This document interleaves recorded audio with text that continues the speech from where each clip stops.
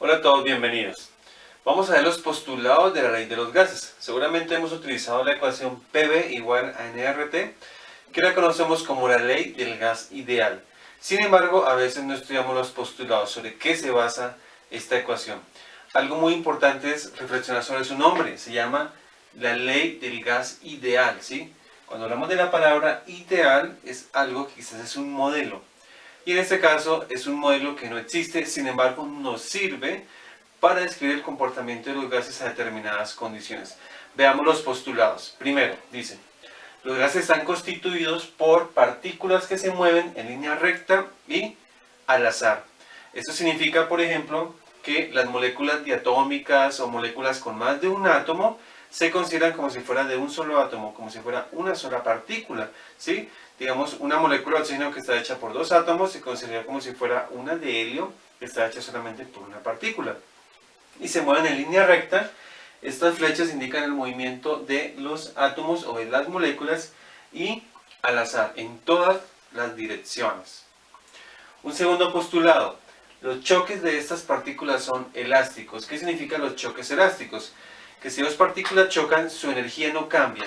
Siguen con la misma velocidad aunque cambien de dirección. Entonces en este caso esta partícula choca contra la pared, simplemente cambia de dirección pero su energía no cambia. O partículas que chocan una con otra, cambian su dirección pero su energía no cambia. O sea que no hay pérdida ni ganancia de energía en los choques elásticos. Cuando hay choques inelásticos sí habría cambio o pérdida de energía. En este caso se consideran choques elásticos. Tercer postulado.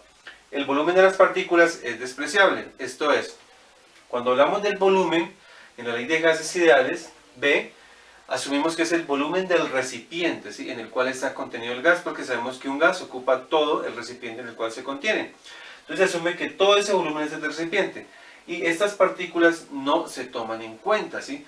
Por ejemplo, si yo considero todo este recipiente y llevara todas las partículas a una zona muy pequeña, aquí en toda la esquina, ocupan un volumen. ¿Cuál sería el volumen real? El volumen de todo el recipiente menos ese volumen, ¿sí? Debería considerarse. ¿Qué se tiene en cuenta ahí? Entonces ese volumen es despreciable, es casi cero. Esto pasa sobre todo cuando la presión no es alta, ¿sí? Digamos, cuando la presión es muy alta, este volumen pasa a ser importante. Y es cuando se introduce la ley del gas real. Bien, la cuarta. No hay fuerzas atractivas ni repulsivas, ¿sí?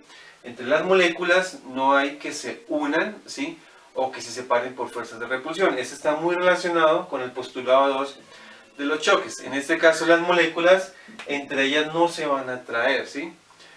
Esta cuestión también nos lleva a una reflexión. Si entre las moléculas no hay atracción, un gas siempre sería gas. Digamos, el oxígeno no podría pensar que está líquido o sólido, que puede pasar a estos estados, ya que si no hay fuerzas atractivas, pues no puede cambiar de estado. Sabemos que es falso. Sin embargo, está como un postulado de la ley de gas ideal. Por eso decía que es un modelo ideal.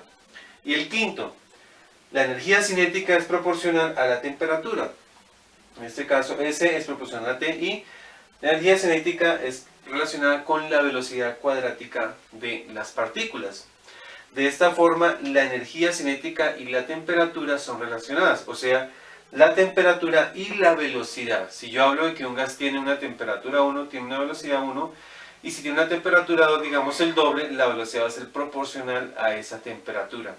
De esta forma sale el concepto de temperatura, ¿sí?, diciendo que la temperatura es el movimiento de las partículas. Sencillamente, si un gas tiene menor temperatura es porque sus partículas tienen un movimiento más lento, ¿sí?, comparado con uno que tiene mayor temperatura.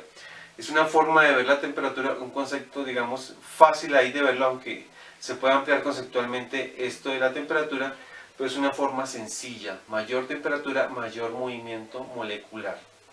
Bien, ahí están todos los postulados, espero hayan sido comprendidos. Analizarlos uno a uno y veremos en la ecuación del gas ideal cómo se traducen estos postulados. Hasta un próximo tema.